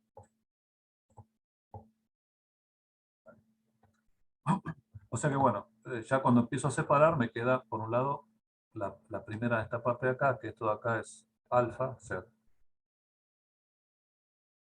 el cuadrado. O, sea, o si quieren, ds de alfa, ds de phi es alfa 2. ¿eh? Y bueno, y todo este resto de acá es menos alfa 2 cuadrado. ¿no? Pero fíjense que acá todavía no está separado. ¿vale? Acá tenemos mezclados r y θ. ¿Está bien? Bueno, pero ahora es muy simple, ¿no? Porque ahora sí, si divido por seno cuadrado de θ, ¿está bien? Me saco toda la dependencia en θ que hay acá y me queda solo dependencia en R, ¿no? ¿Está bien? Y acá me va a quedar entre este y este, a este lo dividí por seno cuadrado de θ, me va a quedar una dependencia en θ, ¿no? Si te lo paso para acá, ¿no? Entonces fíjense que me van a quedar dos términos, uno que depende solo de R y el otro que depende solo de θ, ¿no? Pasé el menos alfa 2 cuadrado, lo pasé para acá, dividí todo por seno cuadrado de θ y me quedó algo que depende solo de R y algo que depende solo de θ. Bueno, fíjense que esto es definido positivo, ¿no? Así que esto lo llamo alfa 3 cuadrado. Y esto obviamente tiene que ser menos alfa 3 cuadrado. Entonces, bueno, ahora sí, ya separé. Ahora sí puedo separar todo y tengo el término este de acá, que es igual alfa 3 cuadrado. Bueno, de ahí despejo de ese θ de θ, ¿no? El de θ que es de ese θ de θ, que me queda, bueno, más o menos la raíz esta, ¿no? La raíz de alfa 3 cuadrado menos alfa 2 cuadrado. ¿no? Y lo mismo con esto. Esto que es igual, todo esto que es igual a menos alfa 3 cuadrado, despejo de ese r de r. Y me queda. Fíjense que, bueno, acá tenemos lo que decíamos recién, ¿no? El hecho de que para estas relaciones implican que las variaciones tanto de θ como de r están limitadas acá, ¿no? Están limitadas para la condición de que esto sea, radicando sea definido positivo, ¿no? Entonces, bueno, los θ estos variarán en la zona que esto sea definido positivo, ¿no? Bueno, que si uno lo despeja de acá, digamos, el valor absoluto de θ tiene que ser mayor que, ¿no? que el arco seno, el valor absoluto del arco seno del cociente de estos constantes, ¿no? Bueno.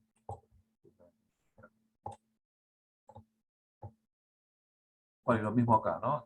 Esto, la variación del R está limitada para que esto, por los ceros de este, ¿no? Tiene que estar en la parte positiva de esto, ¿no? Entre los ceros que tienen la parte positiva. ¿Vale? Entonces, bueno, ahora uno, siendo que ya se tienen el Pφ, el Pθ y el PR, ¿está bien?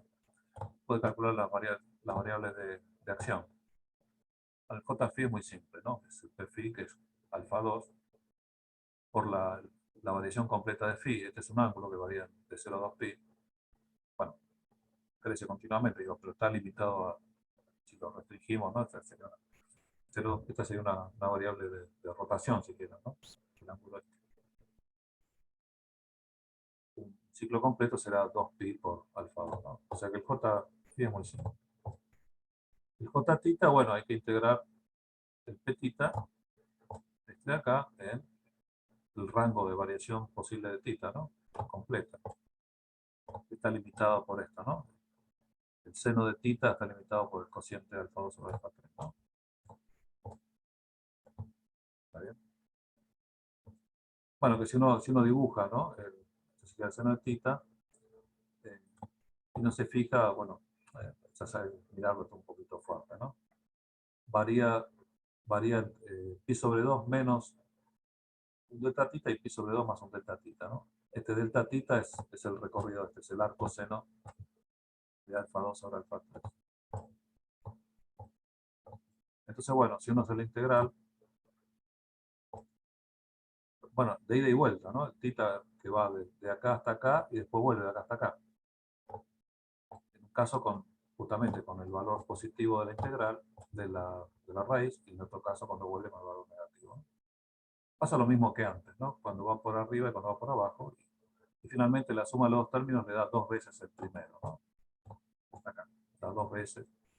Basta integrar en la parte positiva, digamos, cuando va de acá para acá. Simplemente 2 veces la integral de este punto. ¿Vale? Bueno, que si uno se la cuenta, es una integral de nuevo de tablas. No los aburro con eso, son pesadas estas integrales, pero da esto, ¿no? El Jθ da esto, 2 pi por. ¿Vale? Bueno, y el JR es la integral del PR de R, donde R va de R mínimo a R máximo, ¿no? Va de R mínimo a R máximo y después de R máximo a R mínimo. Por supuesto, en un caso de R mínimo a R máximo con el valor positivo de la raíz y de R máximo a R mínimo con el valor negativo, ¿no? Bueno, de nuevo nos da 2 veces la integral, una de ellas, ¿no? La de R mínimo a R máximo. ¿Vale?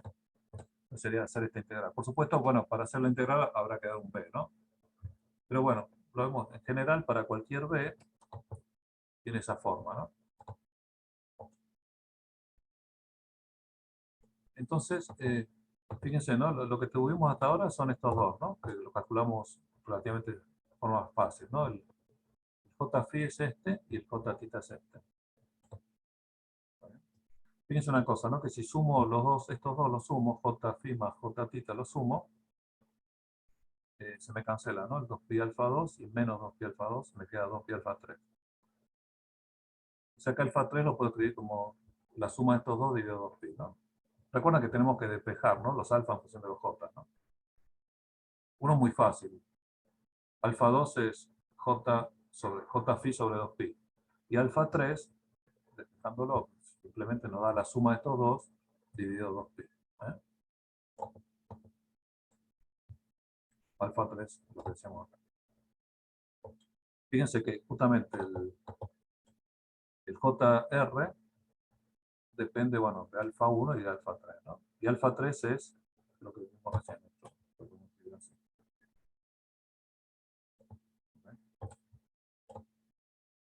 Bueno, R mínimo y R máximo están definidos porque, bueno, por los ceros de la integral esta, ¿no? De la radicando este. Los dos ceros me definen el R mínimo y el R máximo, ¿no? Si pongo el B correspondiente, bueno, voy a tener la relación que me Y por supuesto el alfa, que es la energía que le corresponda, voy a tener un movimiento limitado en R entre R mínimo y R máximo, que lo calculo calculando los ceros de esta raíz, ¿no? ¿Está bien? Del radicante.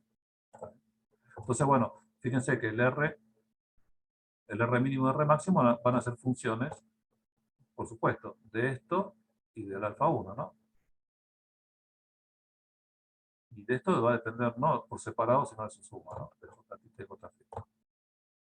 O sea que JR va a ser una función, cuando haga esta integral, va a ser una función de alfa 1 y de J tita más J phi. ¿Está bien? Bueno, recuerden, lo que tengo que hacer es reemplazar las alfa como función de J en la energía, ¿no? Bueno, acá lo que tengo que hacer es invertir esto, ¿no? Si yo invirtiera esta relación, tendría el alfa 1 como una función del JR. Y fíjense que no depende de J, tita y phi por separado, sino depende de su suma. O sea que alfa 1 es una función de JR y de J tita más J phi. O sea que la energía, que directamente el alfa 1 es una función de JR y de J tita más J phi. Entonces fíjense que por depender de estos, de ambos, no por separado, sino de su suma, fíjense que las frecuencias angulares correspondientes, el omega tita y el omega phi, cada una de ellas será 2pi, la de EA de J tita, el omega tita, y el omega phi, 2pi por la derivada de E respecto de J phi. Fíjense que son iguales, ¿no? Derivar respecto de cualquiera de ellas da lo mismo. Depende de la suma. Entonces fíjense que esto ya me dice, sin hacer ninguna cuenta, digamos, que las frecuencias angulares correspondientes a tita y phi son iguales, ¿no? Fíjense, acá tenemos una relación racional estricta entre ellas, ¿no?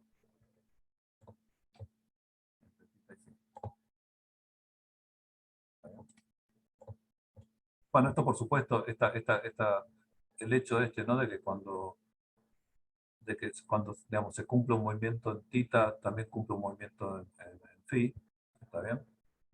No tiene la misma frecuencia, es parte la condición de que la órbita es plana, ¿no? ¿Okay? Digamos, en el movimiento tridimensional, ¿no? Digamos, cuando la partícula, digamos, vuelve al mismo tita, tiene también el mismo phi. ¿Está bien?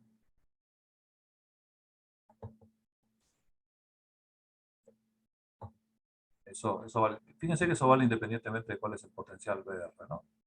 ¿Está bien? Bueno, es lo que decíamos ahí. Bueno, si uno ahora va, y ahora sí, por ejemplo, va al problema de Kepler propiamente y pone que el VR es menos Gm sobre R, ¿no? ¿Está bien? El JR quedaría ya explícitamente así. Bueno, y ahora sí, ahora puede ser la integral, ¿no? Puede calcular los ceros de esto para encontrar R mínimo y R máximo y hacer la integral. Bueno, no los aburro porque es complicado, pero haciendo todo eso y haciendo la integral, lo que resulta es que el JR es todo acá. ¿Eh? Físicamente. Vale. Obviamente, como ya sabemos, depende de J tita más J phi y de alfa 1, ¿no? Recuerda, alfa 1 es la energía, por supuesto, el movimiento ligado entre R mínimo y R máximo requiere energía negativa, ¿no? Bueno, y si uno despeja, fíjense, si uno paso esto para acá, me queda JR más J tita más J phi. Y ahí despejo alfa 1, simplemente multiplicando por constante y elevando al cuadrado. Fíjense lo que queda, ¿no? Alfa 1 es menos, bueno, todo está constante dividido la suma de las J. Fíjense lo que pasa ahora, que en este caso particular de Kepler, el alfa 1 depende de la suma de las J. En general, para un B genérico dependía de JR por separado, digamos, y de la suma esta. Pero no, acá depende de la suma de las tres. Entonces lo que me dice esto, y esto es la energía, ¿no? O sea, que acá ya tengo directamente la energía en términos de los J. Las frecuencias son 2pi por la derivada de esta energía respecto a cada uno de los J. el omega R será anterior respecto a JR. Bueno. Entonces fíjense que lo que pasaba antes, ahora pasa con las tres. Las tres frecuencias son iguales. ¿Está bien? Fíjense que eso me dice estrictamente que el movimiento es, bueno, que las tres frecuencias están en relaciones racionales, son iguales, ¿no? Entonces, bueno, claramente la trayectoria es una línea cerrada, ¿no?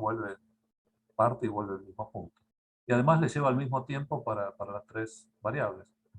O sea, cuando transcurre el mismo tiempo, las tres variables llegan al mismo punto, ¿no? O sea, el delta t es directamente la frecuencia única, común a todas. ¿Eh? Lo que ya sabemos, ¿no? De la órbita cerrada. ¿Está bien? ¿Okay? Bueno, acá una órbita cerrada, digamos, en el espacio de tres dimensiones, ¿no? No elegimos los sistemas de ejes para que esto esté en el plano XY, ¿no? En general, ¿no? Fíjense que las tres variables varían de una manera complicada, ¿no? R, pero retoma cuando transcurre el tiempo asociado a esta frecuencia angular, el periodo, el 2pi sobre sobre omega, digamos, común. ¿Está bien? Bueno, esa es, si tienes la aplicación. Dígame, ¿alguna duda con esto? Es algo sistemático, ¿no? Hacer el trabajo.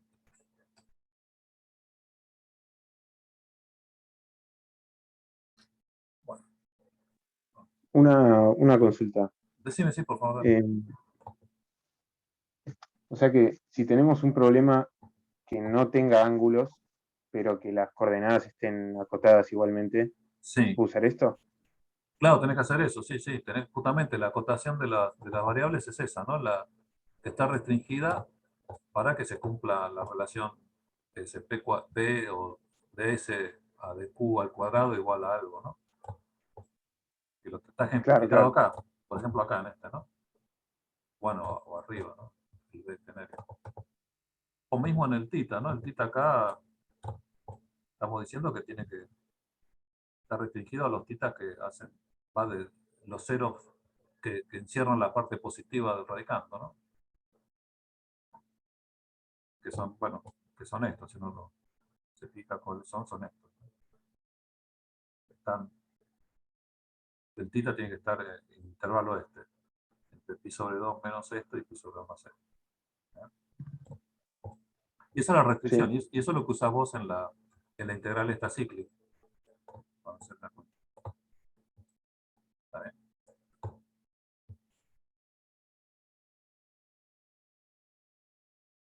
Sí, no sé si te respondí o no. ¿Te pensé? Sí, Decime sí, sí, cualquier sí. duda que Está tengas. bien. No sé si no te quedó. Igualmente Sí, acá tita es un ángulo, ¿no? sí, es un ángulo, pero no no le está permitido recorrer todo su intervalo. Va y viene entre Ah, valor claro, claro. limitado. ¿Eh? No, por Yo eso, porque estaba no, puede tratando ser. de imaginarme alguna situación donde no sean ángulos, Ah, pero que igual estén restringidas. bueno, acá lo tenés con R, ¿no? Claro, con R sí. Con Claro. R sí. Por eso esto vale en problemas que cumple con eso, ¿no? Fíjate que es una de las condiciones que le impusimos para que funcionara esto. Estuvieran restringidas, por eso tiene que pasar. Bueno, acá tenés los tres Claro, ejemplos, ¿no? Tenés acá tita y r son variables que están restringidas por la condición de la ecuación, ¿no? Al haber la separación de variables, no, nos impone que están restringidas. Por más que... Ah, sí, me está disparando. Por más que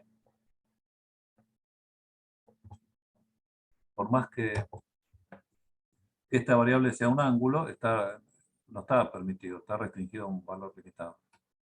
El otro no, el phi sí, es un ángulo que varía continuamente, va 0 pi, ahí no hay limitación. ¿Está bien? Fíjate que ¿cómo es? La relación esta no imponía ninguna limitación, ¿no? Esta relación era esta, dS de phi era alfa 2. ¿Está bien? Una constante, o sea que el ángulo no estaba restringido.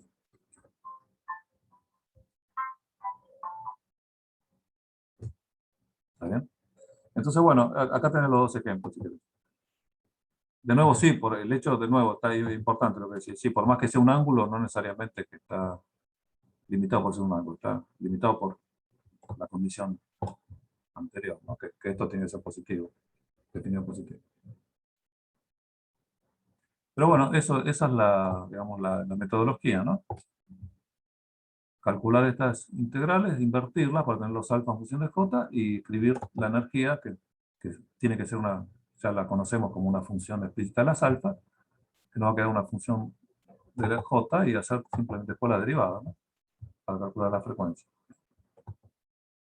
Y si quieren es la idea.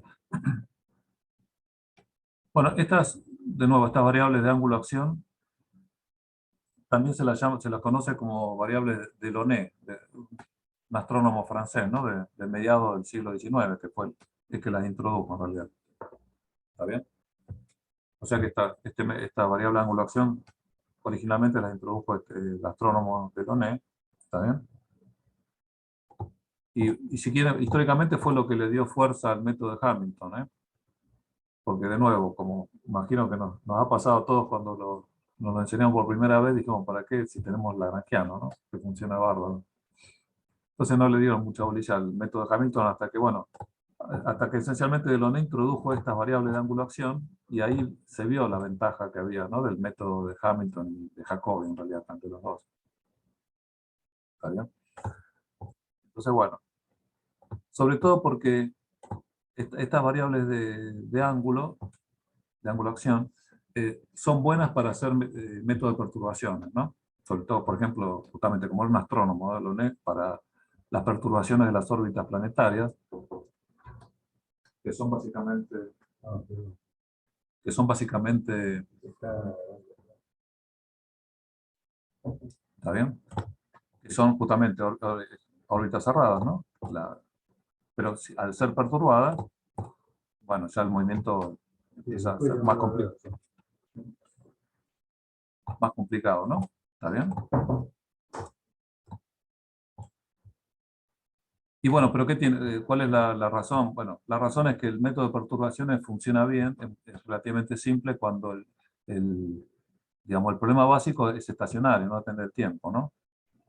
Por ejemplo, tengo un estado de equilibrio y lo perturbo, ¿está bien? Las perturbaciones, la evolución de las perturbaciones del tiempo es muy fácil porque, por ejemplo, si lo linealizo, el problema básico era estacionario, no dependía del tiempo, los coeficientes de ese sistema lineal para las perturbaciones van a ser constantes, no van a depender del tiempo. Entonces puedo hacer directamente una decomposición de Fourier, ¿no? Considerar el modo de Fourier. Pero bueno, cuando los coeficientes de la perturbación no son constantes, son dependientes del tiempo, ya no funciona eso. ¿Está bien? Pero ¿qué pasa? Sí hay métodos cuando el estado base si bien depende del tiempo, depende periódicamente del tiempo. Entonces, bueno, si tengo un estado base descrito en términos de funciones periódicas, entonces sí se puede hacer una teoría de perturbaciones. ¿Eh?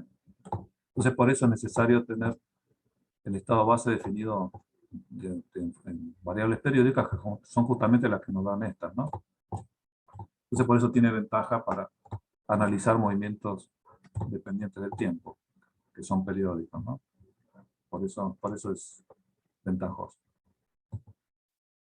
Bueno, les comento así una cosa importante que tienen también las variables estas de acción, sobre todo las de acción, ¿no? Que tienen una particularidad que es importante que es que en principio son constantes, ¿no? Como habíamos considerado, para el problema estricto que consideramos un hamiltoniano que no depende explícitamente del tiempo, ¿está bien? Son variables que son constantes. Bueno, pero ¿qué pasa si el hamiltoniano depende muy lentamente del tiempo, ¿no? Imaginemos, ¿no?, que tiene un parámetro que varía muy lento en el tiempo. Lento en el sentido, por ejemplo, imaginemos, ¿no?, que es un péndulo, ¿no? Un péndulo que está oscilando con cierta frecuencia, ¿no?, que conocemos, por ejemplo, pequeñas oscilaciones, pero, por ejemplo, la longitud del péndulo va variando muy lentamente. Uno va soltando, por ejemplo, el hilo muy lentamente, ¿no? De manera que, digamos, para que varíe apreciablemente la longitud del hilo, tiene que pasar muchas oscilaciones, ¿no? En ese sentido lento. ¿Está bien? Entonces, bueno, fíjense que en ese caso vamos a tener un hamiltoniano que no va a ser estrictamente independiente del tiempo, explícitamente. No va a tener una dependencia explícita del tiempo a través de algún parámetro. Llamemos lambda, el parámetro que depende del tiempo, lentamente, ¿no? Por ejemplo, la longitud del hilo. ¿Eh?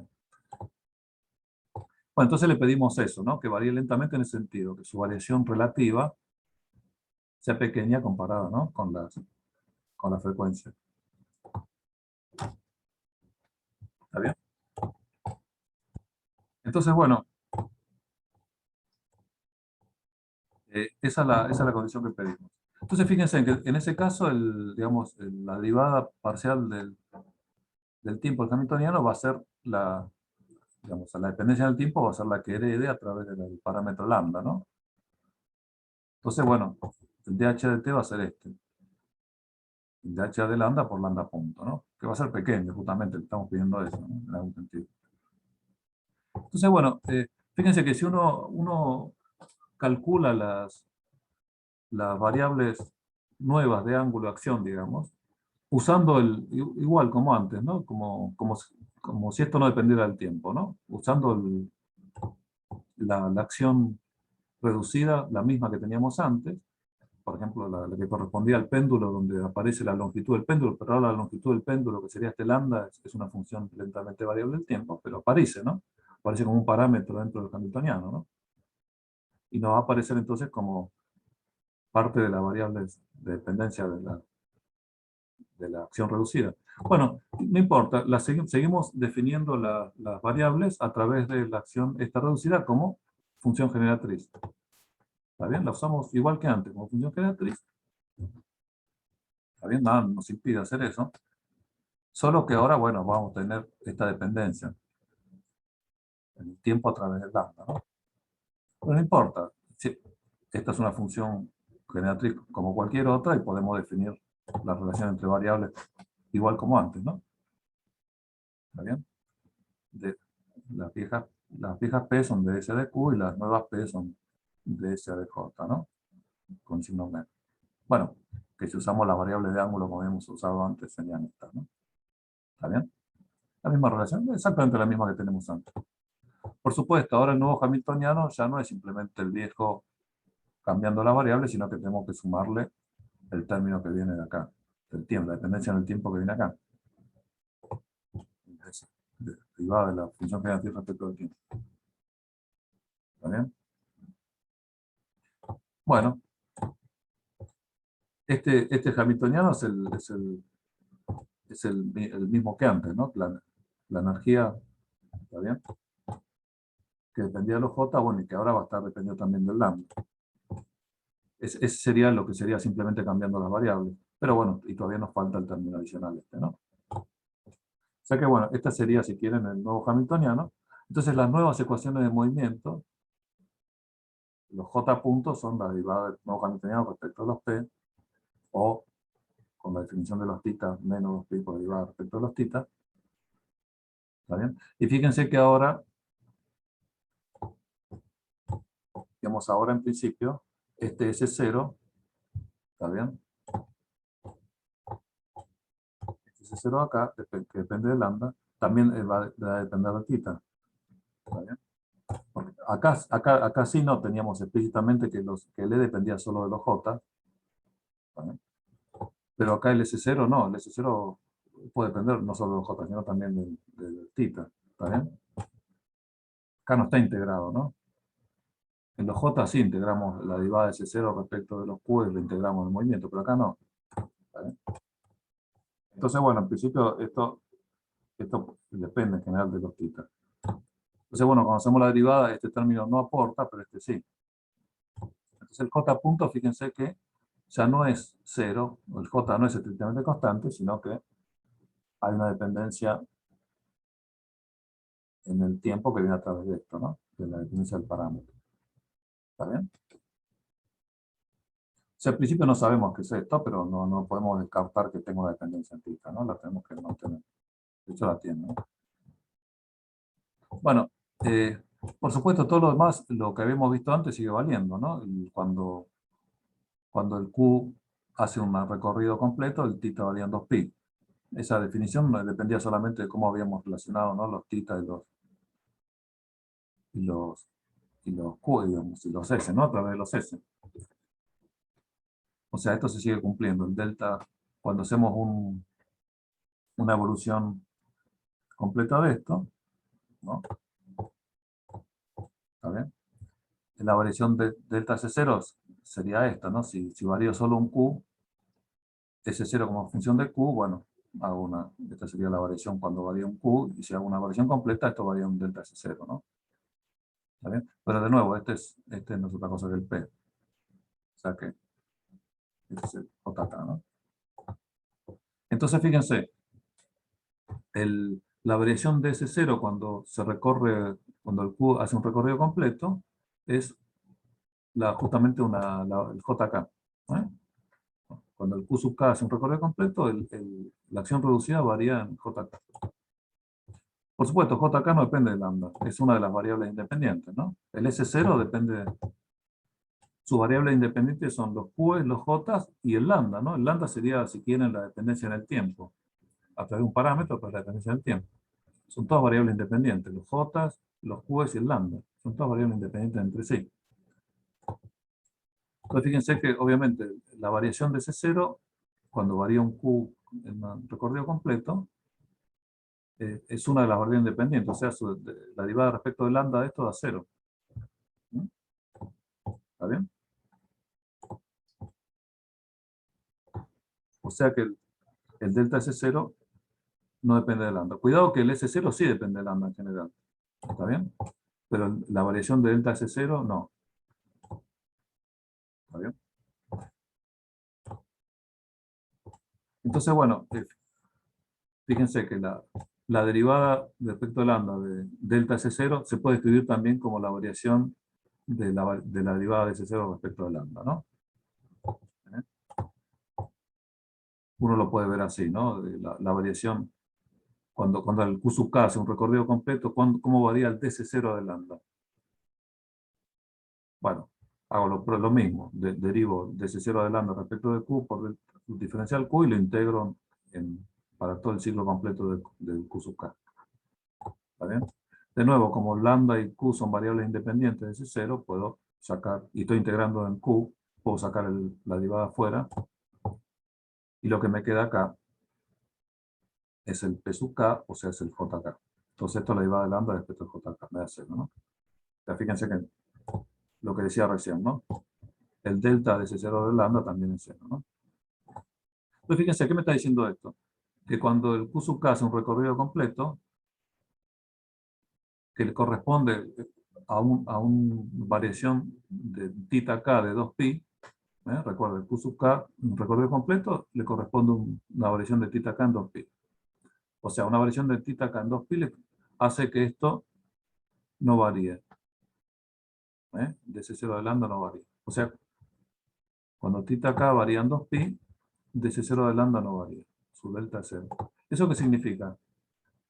Bueno, significa que esto tiene que ser una función periódica del θk. Cuando θk varía en 2pi, vuelve a tomar el mismo valor que tenía. ¿Y eso cómo es posible? Bueno, si es una función periódica de θk.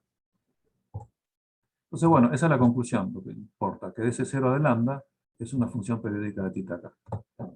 ¿Para qué me interesaba eso? Bueno, porque tenía acá la evolución, el j punto era la derivada de θk de ese 0 de lambda. Lo que descubrí ahora es que ese 0 de lambda es una función periódica de θk. ¿Está bien? Por lo tanto, si esto es una función periódica, su derivada también es una función periódica. ¿Está bien? O sea que esto de acá es una función periódica de θk. O sea, en otras palabras, j punto es este factor por una función periódica de θk. ¿Está bien? Esa es digamos, lo importante de la conclusión. Entonces, bueno, ¿qué pasa si tomo un promedio dentro de una variación de 2pi de θk, o si quieren, de una variación completa del Q sub K, del valor de j punto, o el valor promedio? Bueno, justamente como esto lo hago en una variación de tita de 2pi o en una variación de Q completa, en un periodo, digamos, de la variación. O sea, estoy haciendo un promedio en el tiempo durante un tiempo corto, que es el periodo de variación del Q sub K, que es un tiempo muy corto comparado con la variación de lambda, ¿no? Lambda varía muy lentamente. O sea que el lambda punto puedo considerar que es constante durante ese promedio. ¿Está bien? No varía nada, digamos. Varía tan lentamente el lambda. Incluso ni siquiera es la variación de lambda, la variación de lambda punto en ese tiempo, que todavía en principio sería más lenta, si quieren pensar. ¿Está bien? Entonces, bueno, eso significa que durante el promedio temporal que hago en ese tiempo corto, de un periodo de movimiento, puedo sacar el factor este, que es constante. Bueno, el 2pi obviamente es constante, pero el lambda punto también lo puedo considerar constante. Entonces acá me queda el promedio de esto. Pero como esta es una función periódica del tiempo, su promedio me da 0 en un periodo completo. Entonces fíjense que esto me está diciendo que esencialmente, si bien j punto, esto varía muy lentamente, su promedio es muy parecido al j punto, ¿no? Porque lo estoy haciendo, esto es una cosa que varía muy lentamente en los tiempos de un periodo, y estoy promediando sobre un periodo. O sea que me da lo mismo el j punto que su promedio de j punto. ¿Eh? ¿Está bien? Su promedio en ese tiempo tan corto. Entonces, pero fíjense que eso me da, en principio uno diría, bueno, el j punto varía tan lentamente como varía el lambda punto, proporcional al lambda punto. Pero no, varía mucho más lentamente el lambda punto, porque a través de una constante que es 0, ¿eh? O muy pequeña, prácticamente 0, ¿no? ¿Está bien? Bueno, esto es estrictamente 0. Pero quiere decir, digamos, la conclusión de esto es que el j punto no varía proporcional al lambda punto, sino esencialmente no varía, es constante. Por más que esté variando el parámetro, el j no varía. Entonces fíjense que lo que era antes una constante estricta, cuando el hamiltoniano era estrictamente constante, no dependía del tiempo, ¿no? La energía era estrictamente constante. Acá, cuando hay una variación muy lenta de la energía, esa misma variable de acción no varía, o sea, varía mucho más lentamente que lo que le correspondería, ¿no? Por la variación propia del parámetro. Entonces, por eso se dice que cuando la variación del parámetro es lenta, o entre comillas adiabática, digamos, ¿no? Uno lo piensa en términos termodinámicos, entonces el J no varía. ¿Mm? O sea, se dice que es un invariante adiabático. O sea, las variables de acción son lo que se llaman invariantes adiabáticos. Si algún parámetro del problema varía muy lentamente, esa magnitud se mantiene constante a pesar de que varía el parámetro. ¿Está bien? O varía muchísimo más lentamente de lo que varía el parámetro. ¿Está bien? Esa es la idea. Entonces, bueno, fíjense que eso es muy útil, ¿no? Porque me da información. Por ejemplo, ¿no? Imaginemos, ¿no? Que tenemos un oscilador armónico, ¿no? Que ya resolvimos. O sea, calculamos el J como función, ¿no? No sé, de la energía, por ejemplo, ¿no? ¿Está bien? La energía en función de J, si tenemos, ¿no? Habíamos calculado, recuerdan, necesitamos E con función de J para calcularlo. Bueno, entonces, este era nuestro, si quieren, nuestro invariante J, que era constante estrictamente. Bueno, ¿qué pasa? Y me da esto, ¿no? Recuerden que lo estamos definiendo, aún en el problema este que varía lentamente, lo estamos definiendo igual que en el caso en que no variaba. ¿Eh? O sea que la relación que existe es la misma que teníamos antes. Es esta. El J es este, si quieren. Esto en términos del alfa, así que ese sería el alfa, ¿no? Cuando hacemos la integral, nos da esto. Bueno, y esto acá, bueno, esto acá es la inversa del omega, ¿no? K sobre m, la raíz omega. Entonces, fíjense, esta J lo podemos escribir así si quieren. Entonces, pero de nuevo, ahora sabemos que es un invariante adiabático, o sea que si los parámetros del problema estos variasen, ¿está bien? Variasen lentamente, ¿no? En un periodo asociado a este omega, la variación es muy lenta. Entonces, bueno, este J se mantiene constante. Entonces, por más que varíe, por ejemplo, si varía, no sé, la constante del resorte, el resorte se va debilitando, por ejemplo, el K se va haciendo más chico a medida que oscila, muy lentamente. Fíjense que eso cambia todo, ¿no? Va a cambiar también la energía, ¿está bien? Va a cambiar por supuesto la frecuencia y la energía, pero bueno, van a cambiar de tal manera que TJ se tiene que mantener constante, por más que ellos cambien. Entonces fíjense, eso me dice que cuando la energía cambia, porque por ejemplo el resorte se va debilitando, también cambia la frecuencia de forma tal que el cociente se mantiene constante. O sea, en otras palabras, las variaciones en energía tienen que ser proporcionales a las variaciones en omega, ¿no? Si paso multiplicando el omega, la variación lenta de energía va a variar de esta manera, ¿no? Por ejemplo. Entonces, este sería, si quieren, cómo cambia la energía de un oscilador cuando algún parámetro del oscilador cambia lentamente. Con esta relación que hay. Y, por ejemplo, bueno, y un ejemplo simple, ¿no? También el péndulo de pequeña amplitud, ¿no? ¿Está bien?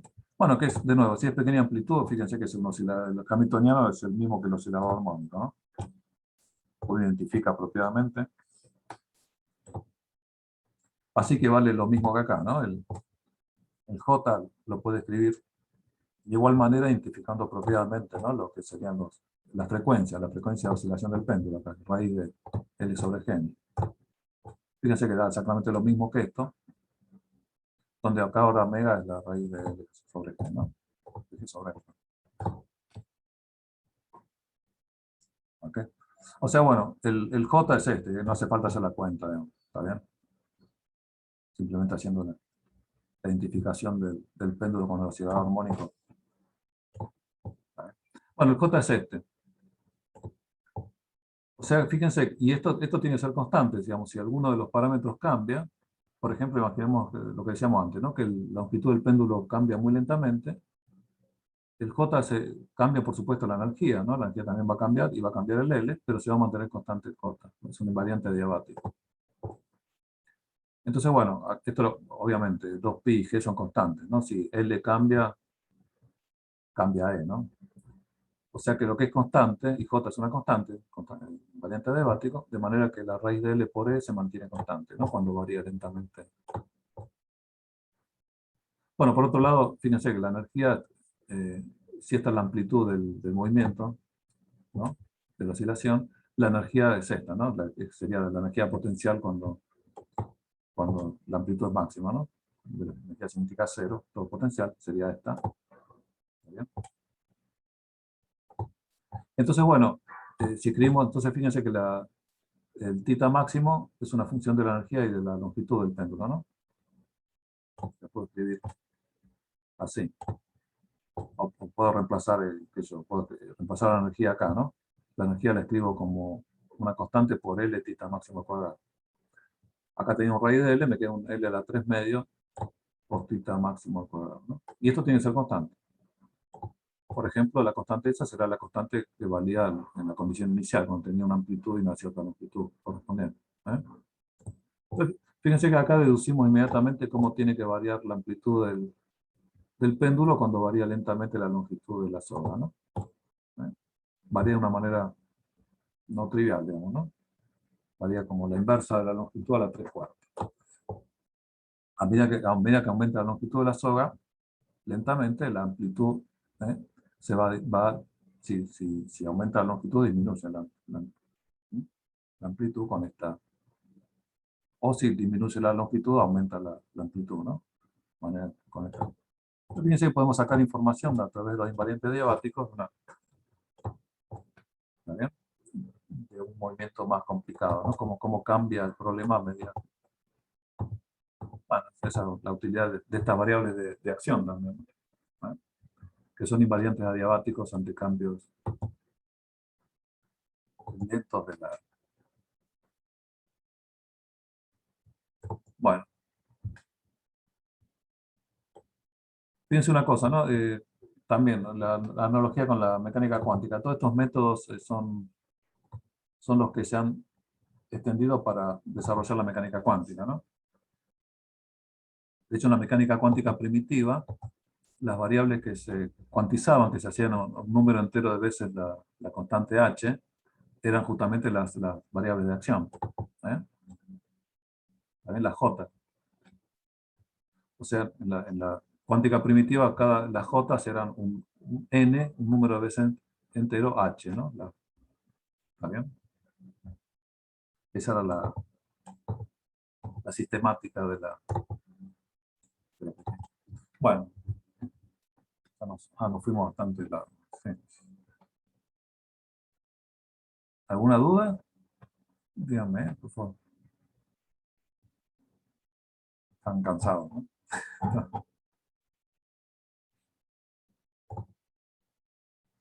Todo bien. Bueno, Un gracias. poco Bueno, cansado. sí, imagino. Yo también estoy cansado, no se preocupe. Pero Me bueno, pero sí. imagino. No, sí. Pero bueno, es medio... Bueno, entonces los dejo tranquilos. La clase que viene empezamos con relatividad. ¿Ah? ¿Está bien? Con mecánica relativista. Genial. Bueno, Gracias por la paciencia. Nos vemos entonces. Chao, profe. Chao, Bueno. hasta el jueves. No, gracias. Gracias.